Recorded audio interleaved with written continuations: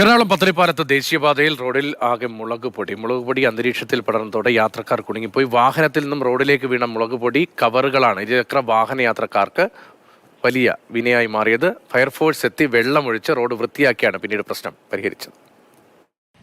രാവിലെ 9 മണി മുതൽ 10 മണി വരെ കളമശ്ശേരി പത്തടിപ്പാലം വഴി പോയ ഇരുചക്ര വാഹന യാത്രക്കാർക്കും കാൽനട യാത്രക്കാർക്കുമാണ് 8ന്റെ പണി കിട്ടിയത്.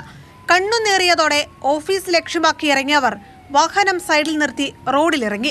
കയ്യിലുണ്ടായിരുന്ന വെള്ളം ഉപയോഗിച്ച് മുഖം കഴുകി. പിന്നീടാണ് പലർക്കും കാര്യം മനസ്സിലായത്. റോഡിൽ നിറയെ മുളകുപൊടി. ഇതുവഴി കടന്നുപോയ വാഹനത്തിൽ നിന്നും റോഡിലേക്ക് വീണ മുളകുപൊടി പാക്കറ്റുകളാണ് വില്ലനായത്.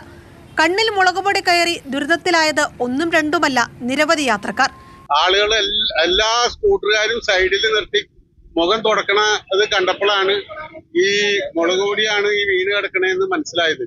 വാഹനങ്ങളുടെ പുറകെ പാക്കറ്റും പറന്ന് ആ പരിസരം മുഴുവൻ മുളക് പൊടിയുടെ ഒരു സ്മെല്ലും ഇതുമായി. സ്ഥലത്തെത്തിയ നാട്ടുകാരിൽ ചിലരാണ് റോഡിൽ കിടന്ന പൊട്ടിയ മുളകുപൊടി പാക്കറ്റുകൾ എടുത്തു മാറ്റിയത്.